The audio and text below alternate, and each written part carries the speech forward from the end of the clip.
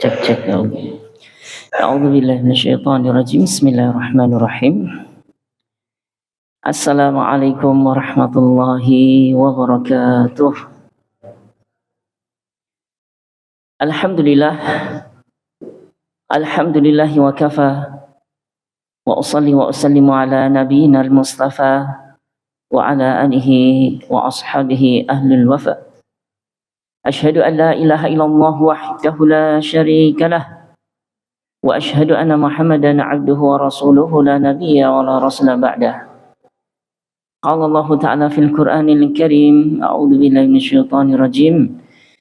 Ya ayyuhalladzina amanu taqullaha haqqa tuqatih wa la tamutunna illa wa antum muslimun. Amma ba'd. Fa inna asdaqal hadithi kitabullah wa khairal huda Muhammadin sallallahu alaihi wasallam wa syarrul umuri muhdatsatuha fa inna kulla muhdatsatin fid dini bid'ah wa kullu bid'atin dhalalah wa kullu dhalalatin finnar. Ma'asyiral muslimin wal muslimat, bapak-bapak dan juga ibu-ibu rahimani wa rahimakumullah.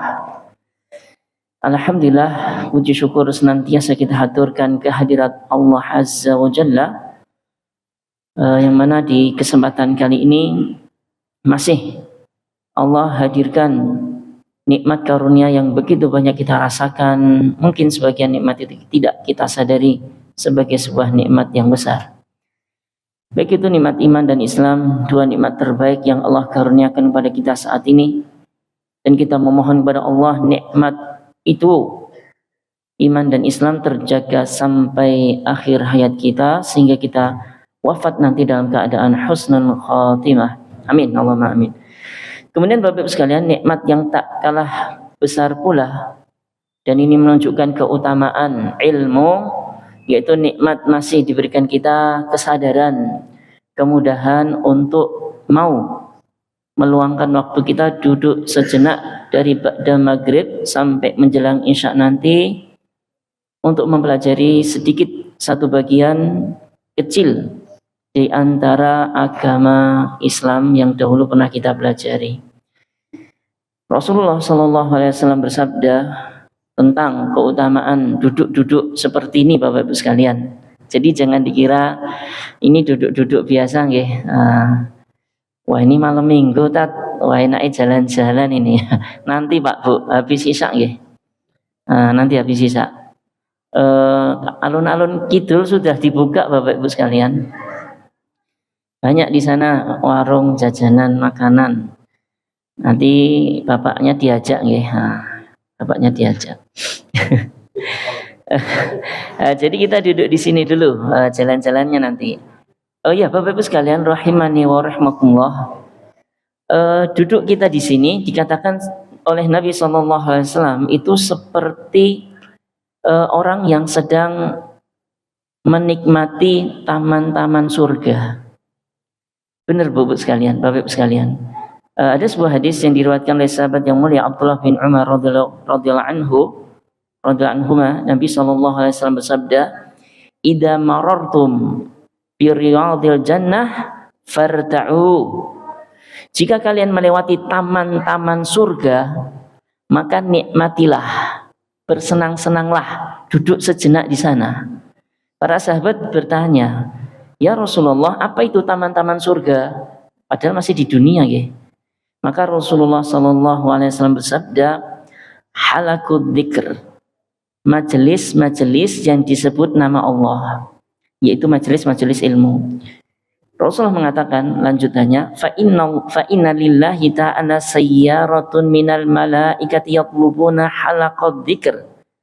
Fa idza atau 'alaihim haffu bihim." Sesungguhnya Allah Subhanahu wa taala mempunyai para malaikat yang mereka selalu, para malaikat yang senantiasa mencari majelis-majelis pengajian di dunia. Kalau malaikat mendapati majelis-majelis ilmu ini, maka malaikat akan melingkupi, menaungi orang-orang yang hadir di majelis tersebut dengan sayap-sayap mereka. Hadis ini hasan, dijelaskan status hasan ini oleh Syekh Al-Albani dalam kitab beliau Silsilah Al-Hadis As-Sahihah rahimahullahu taala. Jadi ini Bapak Ibu sekalian, insyaallah yang kita lakukan saat ini dengan tulus ikhlas, berharap pahala dari Allah Azza wa Jalla, termasuk sebuah keutamaan yang sangat besar.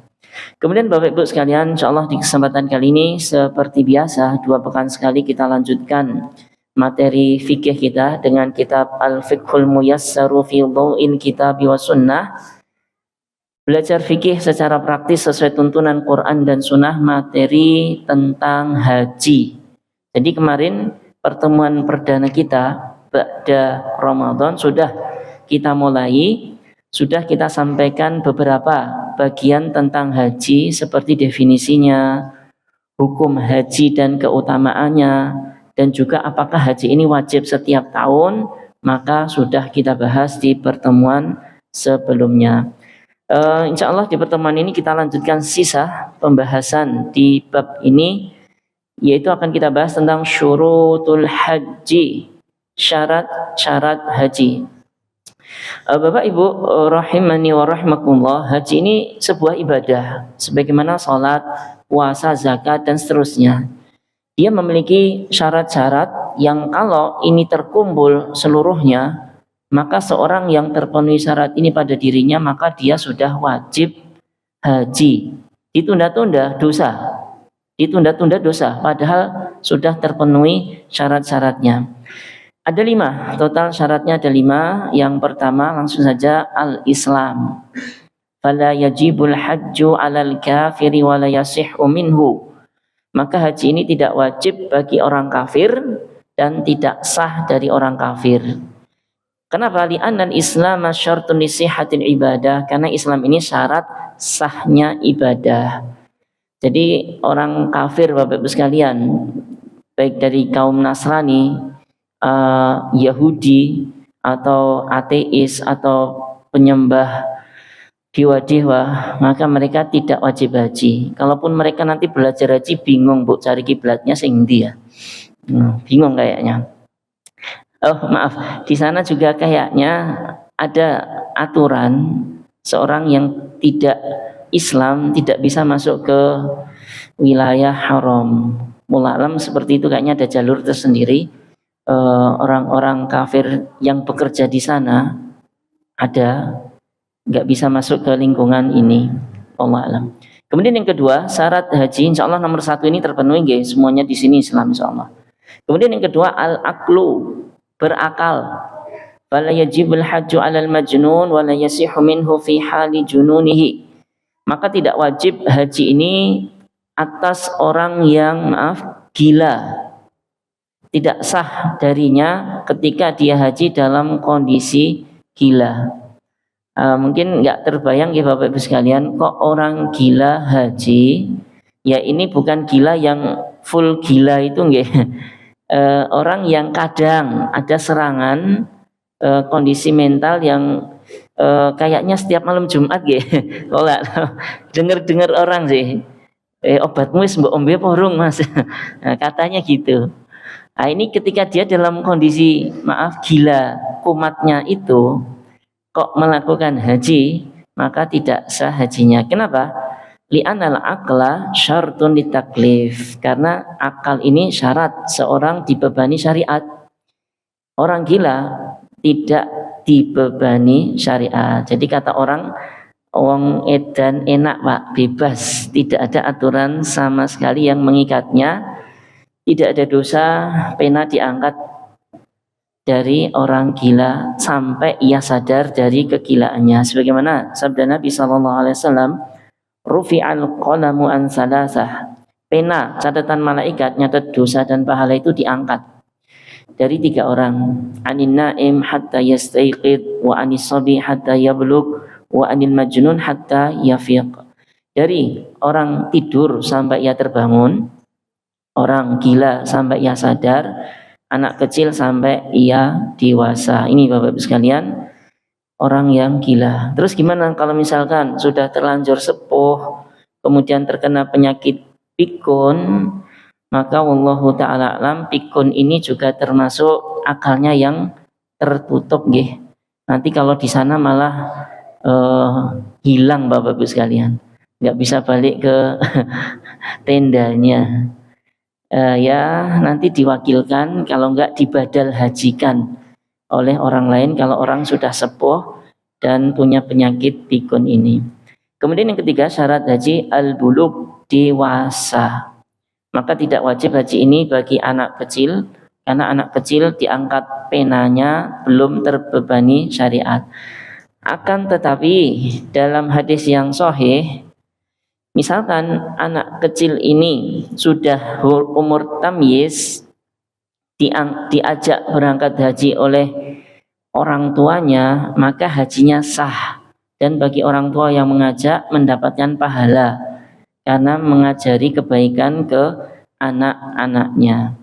Tapi hajinya anak kecil ini tidak menggugurkan kewajiban haji dia nanti kalau sudah dewasa, tetap dia wajib haji ketika dewasa. Wallahu ta'ala alam. Ini berdasarkan sebuah hadis ada dari Ibnu Abbas radhiyallahu anhu, ada seorang perempuan mengangkat anak menggotong anaknya, ditunjukkan kepada Nabi, kemudian mengatakan, ya Rasulullah, alihada hajjun, apakah anak kecil ini juga wajib haji atau boleh haji? Kata Nabi, na'am walaki ajrun, iya, anak kecil yang kau bawa ini boleh melakukan haji, dan bagimu sang ibu yang mengajak anak ini haji mendapatkan pahala. Wallahu ta'ala alam. Ini ya tentang anak kecil yang diajak haji. Ya nggak terbayang di zaman bukan zaman di Indonesia. Anak kecil haji pripun Pak Bu? Ya mungkin diajak ke sana ya. Bapak ibunya jadi TKI, TKW di sana, tinggal di sana, punya anak-anak di sana, kemudian pas musim haji diajak.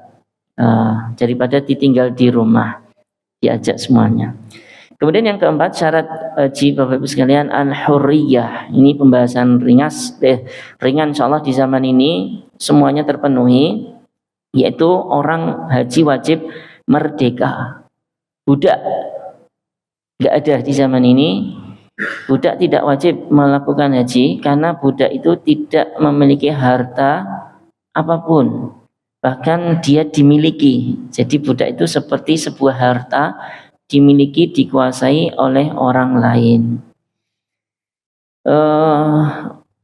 Kemudian sebenarnya orang merdeka itu bebas ya. Bedanya orang merdeka dengan budak, maka budak ini terikat oleh tuannya.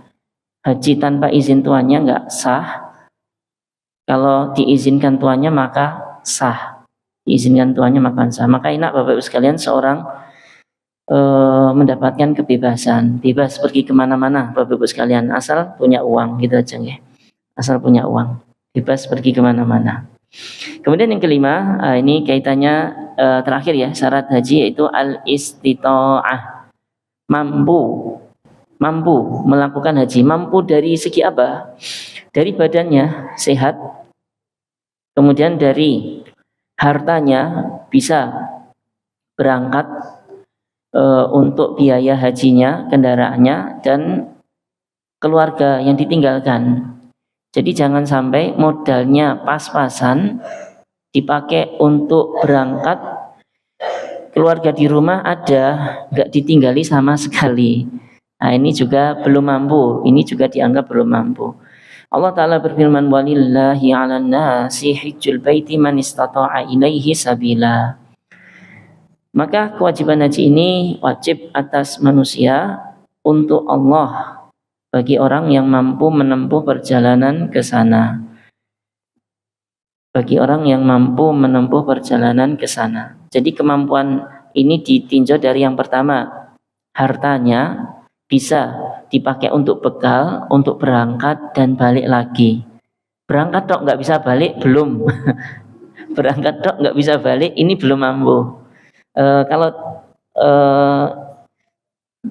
Kemudian berangkat balik sama tadi sebagian nafkah yang ditinggalkan untuk keluarganya. Yang kedua, dari segi badan dia masih kuat untuk melakukan seluruh rangkaian ibadah haji dari mulai ihram, tawaf, wukuf, lempar jumroh dan seterusnya itu bisa.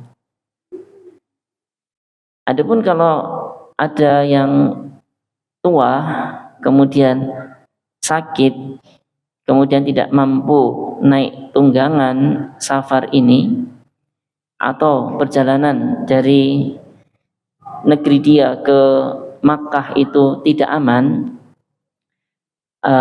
bahaya, ada peperangan di tengah-tengah sana atau jalannya terkenal berbahaya, apalagi dahulu perjalanannya harus ditempuh pakai darat nggih, harus naik onta, maka tidak wajib untuk melakukan ibadah haji dalam kondisi itu karena tidak ada kemampuan, lebih diutamakan untuk menjaga keselamatan dirinya daripada melakukan ibadah haji. Tapi kalau zaman ini insya Allah aman ya Bapak-Ibu sekalian, apalagi pakai pesawat itu sudah insya Allah nggak ada begal di atas pesawat Bapak-Ibu sekalian, aman, ada keamanan di sana. Cuman ya agak lebih mahal dibandingkan di zaman dahulu yang naik kapal atau naik kendaraan atau naik onta. Kemudian ini ya Bapak-Ibu sekalian rahimani wa rahmatullah. Ada satu syarat tambahan khusus bagi untuk perempuan. Nah, ibu-ibu ini. Jadi total ada 5 secara umum. Kemudian untuk jamaah haji ibu-ibu maka harus ditambahi satu syarat berikutnya yaitu wujudul mahramil ladzi yurafiquha fi safaril hajj. Ada mahram yang mendampingi sang perempuan tadi dalam perjalanan haji. Karena tidak boleh perempuan itu safar baik untuk haji ataupun selainnya tanpa adanya mahram. Berdasarkan sabda Nabi sallallahu alaihi wasallam, la yahillu limra'atin tu'minu billahi wal yawmil akhir an tusafira safaron yakunu salasata ayyamin fasaidan illa wa ma'aha abuha wa ibnuha au zaujuha au akhuha au dhu mahramin minha.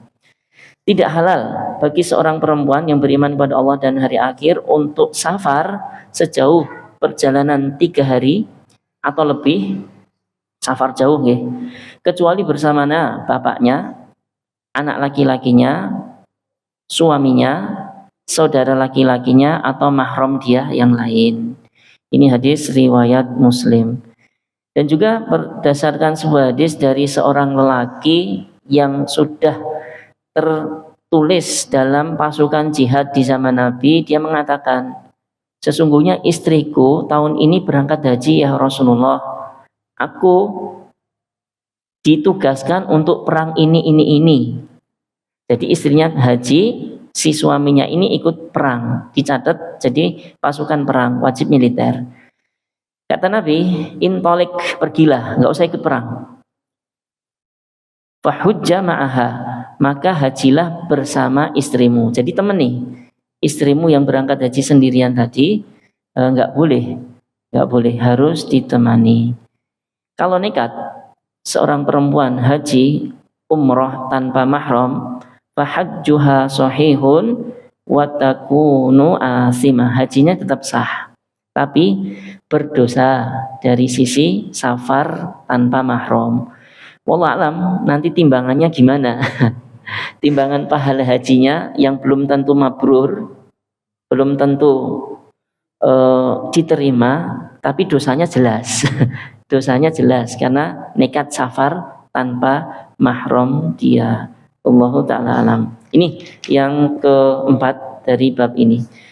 Kemudian Bapak Ibu sekalian rahimani wa rahmatullah, pembahasan berikutnya di kitab kita ini pendahuluan seputar haji yaitu hukmul umrati wa adillatu minha. Hukum umroh. Nah, kalau tadi dibahas haji, sekarang membahas tentang umroh. Umroh ini Bapak Ibu sekalian insya Allah istilah yang udahlah sering kita dengar, atau bisa diibaratkan umroh ini haji kecil. Kalau haji khusus di bulan-bulan haji yaitu Syawal, Dzulqa'dah, Dzulhijjah awal, maka umroh ini bebas di bulan apapun. Gimana hukum umrah ini dalam Islam? Wallahu ta'ala alam. Sebenarnya ada khilaf ya para ulama tentang hal ini. Tapi di buku kita ini mengambil pendapat yang hukumnya tajibul umrah alal mustati' maratan wahidatan fil umr. Umrah itu hukumnya wajib sekali seumur hidup juga. Dari mana hal ini? Dari firman Allah Ta'ala, wa atimmul hajja wal umrata lillah, di Al-Baqarah 196. Dan sempurnakanlah haji dan umrah untuk Allah. Haji wajib disandingkan dengan wawu atof dan umrah. Nah, ini menunjukkan dua-duanya ya selevel, semakna, setara. Ini wajib, ini juga wajib. Dan juga berdasarkan sabda Nabi SAW kepada Aisyah radhiyallahu anha, tatkala Aisyah bertanya, hal ala nisa'i jihad, wahai Rasulullah, apakah wanita itu juga berjihad, perang di jalan Allah? Qala na'am, ya, perempuan juga wajib berjihad. Alaihinna jihadun la qitala fih, perempuan juga wajib berjihad tapi tidak perang. Kata Nabi apa? Al-hajju wal umratu, disandingkan haji dan umrah. Jadi ini menunjukkan haji wajib, umrah juga sama hukumnya wajib. Satu lagi dalilnya sabda Nabi SAW ke Abi Razin lamma sa'alahu, tatkala dia bertanya bahwasanya bapaknya tidak mampu haji dan tidak mampu umrah. Kata Nabi, hujja an abika wa'tamir, hajikan untuk bapakmu dan umrahkan untuk bapakmu. Jadi ada namanya badal haji dan badal umrah, Bapak Ibu sekalian. Seorang membadalkan, menggantikan haji orang lain dan seorang menggantikan umrah orang lain. Kalau ini kasusnya ke bapaknya yang sudah tidak mampu melakukan haji dan umrah. Ini Bapak Ibu sekalian, wallahu ta'ala alam, tentang silang pendapat dalam masalah ini. Umrah apakah wajib seperti yang disampaikan tadi ataukah sunnah muakkadah di pendapat yang lain? Kalau saya pribadi, wallahu ta'ala alam, dalil-dalil yang disampaikan di sini kuat ya, kuat menunjukkan umrah itu hukumnya wajib. Tapi jangan khawatir Bapak Ibu sekalian, tatkala seorang sudah menunaikan haji nanti, itu sudah plus umrohnya. Sudah plus umrohnya. Jadi nggak usah siapkan dua dana, daftar haji 50 juta, tunggu antrian. Gimana umrohnya? Ya sudah, nanti aja pas berangkat haji itu, kalau dia ambil haji tamattu', yaitu umroh dulu baru haji, ya sudah dikerjakan dua-duanya langsung saat itu. Tapi kalau antrian haji ini lama, kemudian dia setelah membaca-baca keutamaan haji dan umroh dan juga diajak bahkan dibayari umroh juga, nggak ada masalah. Berarti umroh wajibnya sudah dikerjakan. Nanti umroh pas haji nanti ya umroh kedua, hukumnya sunnah, nggak ada masalah. Umroh ini rukunnya lebih ringkas dari haji yang banyak beberapa hari. Kalau umroh ini cuma beberapa saat saja Bapak Ibu sekalian. Umroh ini cuma beberapa saat saja. Wallahu alam, kalau yang pernah melakukannya sekitar 2 jaman sudah selesai.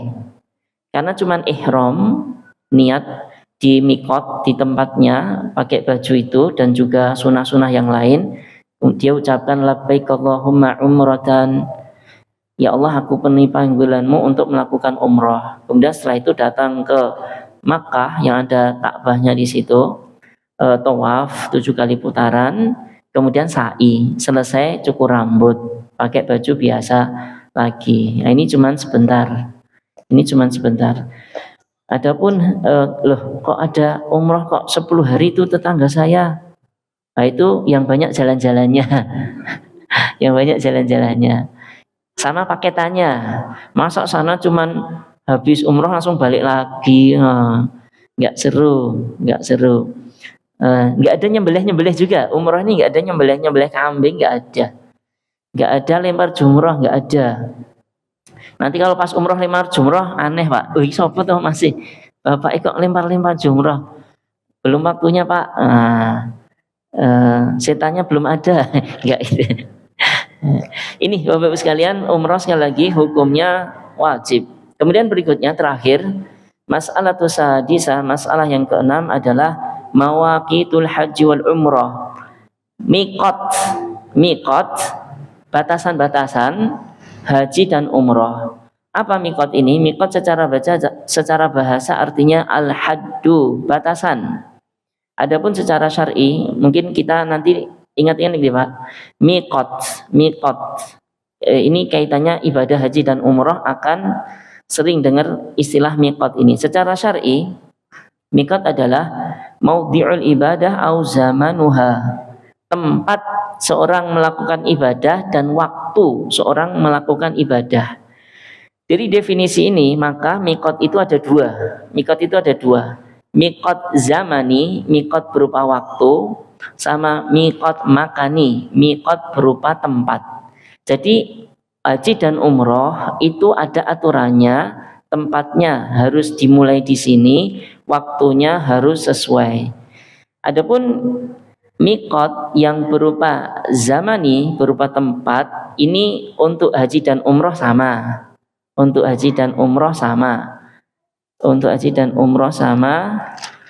Yaitu di tempat-tempat yang yang Rasulullah Shallallahu Alaihi Wasallam sendiri tentukan tempatnya. Jadi Bapak Ibu sekalian, kalau kita lihat di peta itu, di gambar pas kondisi di kota Mekah, maka kota Mekah itu nanti didatangi dari orang-orang seluruh penjuru dunia. Itu kadang yang ada dari atas, dari Madinah, kemudian ada dari arah bawah Indonesia, ada yang dari atas, dari samping kanan, ada dari samping kiri. Lah, sebelum masuk ke kompleks Mekah ini, seorang yang punya niatan haji dan umrah harus berhenti sejenak di tempat yang Rasulullah sudah tandai di sana. Nanti akan kita bahas. Yang pertama ya, di sebuah hadis kita ringkaskan saja dari hadis Ibnu Abbas radhiyallahu anhuma berkata, waqata Rasulullah sallallahu alaihi wasallam di ahdil Madinah dan Hulaifah.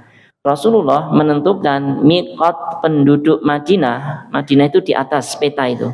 Ini Mekah di bawah, Madinah di atasnya.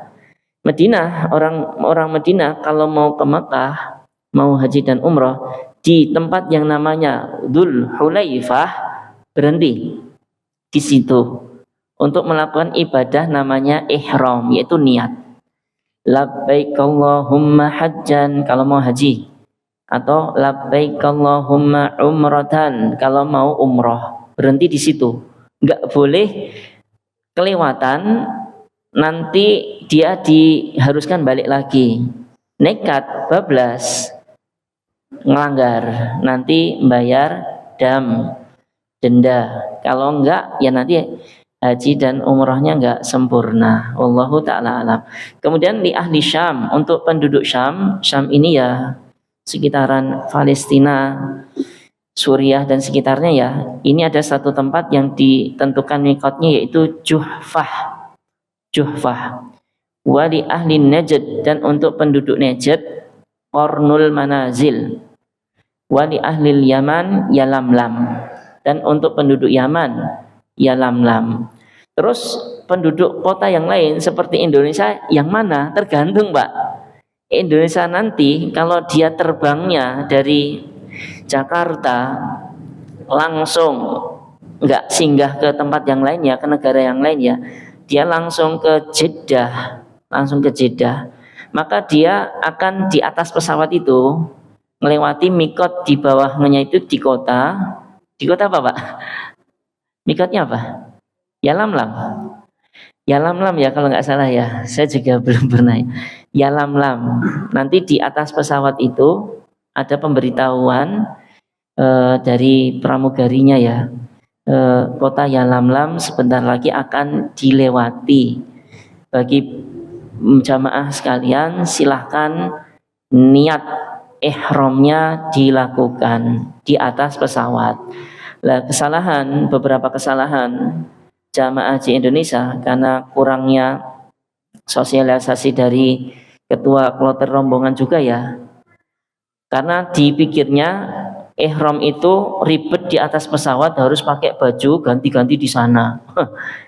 Padahal ihram itu ucapan, niat yang diucapkan. Adapun ganti bajunya itu hanya sekedar sunnah saja. Bisa dipakai pas di bandara keberangkatan di sana, kemudian dipakai terus di atas pesawatnya, nggak ada masalah. Mandinya juga sama di bandaranya dan seluruhnya diselesaikan dulu di bandara keberangkatan. Yang penting di atas pesawat ini, pas di atas kota yang ditentukan Nabi yang dilewati tadi, ya Lamlam atau Qarnul Manazil atau Juhfah, di sana jamaah mengucapkan niatnya, entah haji ataupun umrah. Wallahu ta'ala a'lam. Kemudian kalau miqat yang kedua, yaitu miqat zamani, yaitu waktu melakukan haji dan umrah. Adapun untuk umrah ini dilakukan di seluruh waktu sepanjang tahun. Bebas Ramadan, Syawal, Dzulqa'dah, Dzulhijjah, Muharram dan seterusnya bebas. Umrah kapanpun bisa. Umrah kapanpun sah, waktunya seluruh sepanjang tahun. Adapun haji maka falahu ashhurum ma'lumat. Seperti sabda Nabi, firman Allah Ta'ala, al-hajju ashhurum ma'lumat. Haji itu dilakukan di bulan-bulan tertentu saja. Apa bulan haji? Syawal, Pak. Syawal, Dzulqa'dah, Dzulhijjah. Loh, emang ada seorang haji di bulan Syawal? Ada.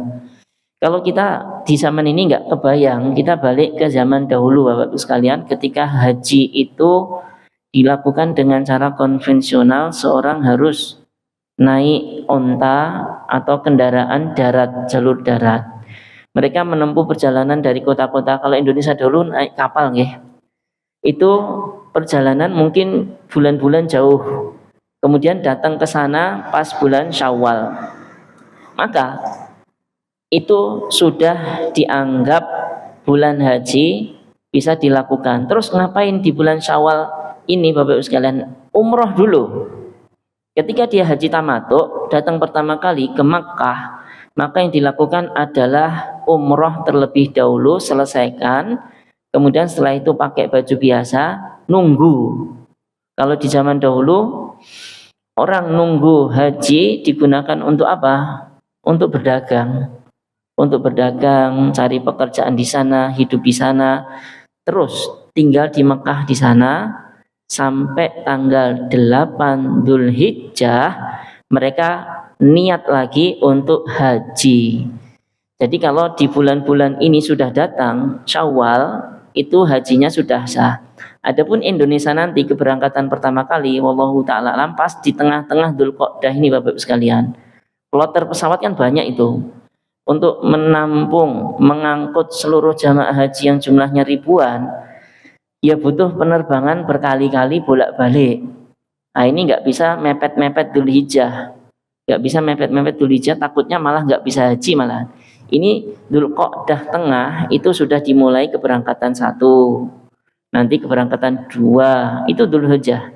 Mereka nanti melakukan umroh dulu, nyantai-nyantai di sana, tinggal di hotel, jalan-jalan bisa. Kemudian pas 8 Dzulhijjahnya kumpul semuanya seluruh dunia untuk melakukan manasik haji tanggal 8, yaitu ihram. Kalau melakukan sunnah hari 8 ini ya hari tarwiyah, pergi ke Mina. Pergi ke Mina. Tapi kalau jamaah haji Indonesia enggak ya. Jamaah haji Indonesia 8 ini hari tarwiyah ini karena kerepotan ngurus, harus tinggal di Mina menyiapkan makan di sana, maka di skip dilewati oleh pengurusan haji Indonesia, enggak ke Mina, langsung ke Arafah untuk wukuf di tanggal 9-nya. Wallahu ta'ala alam. Ini Bapak-Ibu sekalian rahimani wa rahimakumullah. Ini mungkin Bapak-Ibu sekalian yang bisa kita bahas di kesempatan kali ini. Kalau kita sedikit mereview ya, haji ini adalah sebuah ibadah yang ditentukan tempatnya dan ditentukan sifatnya sesuai apa yang Rasulullah SAW ajarkan ke kita. Hukum haji ini wajib berdasarkan Quran, Sunnah dan Ijma. Barang siapa mengingkari kewajibannya, maka dia dihukumi kafir, murtad dari Islam karena mengingkari sesuatu yang sudah jelas-jelas kewajibannya. Adapun haji ini wajibannya sekali saja seumur hidup. Untuk kedua kalinya, ketiga kalinya hukumnya cuman sunnah. Kemudian ada syarat haji 5. Secara umum haji itu wajib bagi orang Islam berakal, balik, kemudian merdeka dan juga memiliki kemampuan. Adapun untuk perempuan ditambah satu syarat lagi, adanya mahram, laki-laki yang menemani dia untuk safar. Kemudian umroh dibahas juga tadi hukumnya, wallahu taala alam, wajib berdasarkan beberapa dalil yang kita sampaikan, dan juga tempat miqat haji, waktu haji dan umroh seperti yang dibahas tadi. Mungkin ini yang disampaikan pada kesempatan kali ini. Jika ada yang ditanyakan sambil nunggu beberapa saat lagi, 5 menit mungkin, atau 2 menit, 4 menit. Kalau ada yang ditanyakan dipersilakan Bapak Ibu sekalian, monggo. Sambil dinikmati hidangannya nggih. Bismillah.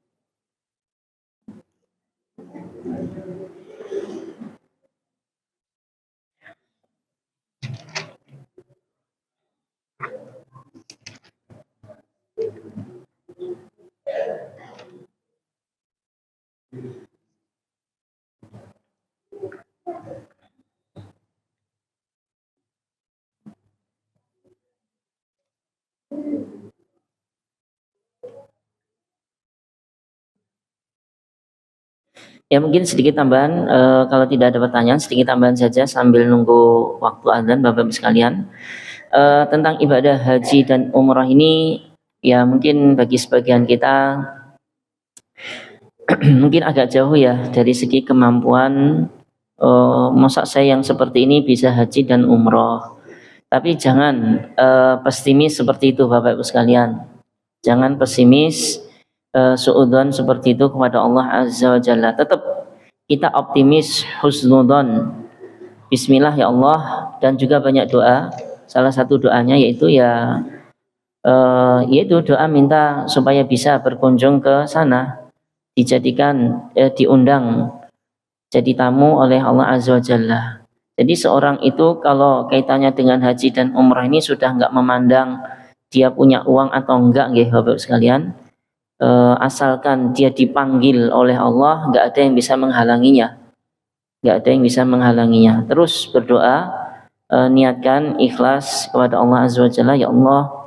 Atau mungkin ada sebagian dari Bapak Ibu yang sudah apa istilahnya memimpi-mimpikan ya, sudah memimpi-mimpikan ya, bisa jadi ada rezeki tidak terduga dari sana dan dari sini. Kalau niat kita tulus ikhlas dan terus minta sama Allah Azza wa Jalla, tidak ada yang mustahil. Tetap berusaha Bapak Ibu sekalian, sambil ya sedikit-sedikit nabung juga, sedikit-sedikit nabung juga, sedikit-sedikit nabung juga.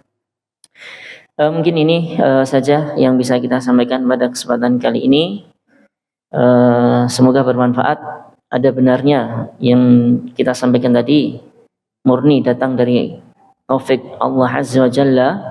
Ada salah ucap, salah kata, itu datang dari saya pribadi dan saya mohon ampun kepada Allah atas kesalahan tersebut. kita akhiri. Subhanakallahumma wa bihamdika asyhadu an la ilaha illa anta astaghfiruka wa atubu ilaik. Wa akhiru da'wana alhamdulillahi rabbil alamin. Assalamualaikum warahmatullahi wabarakatuh.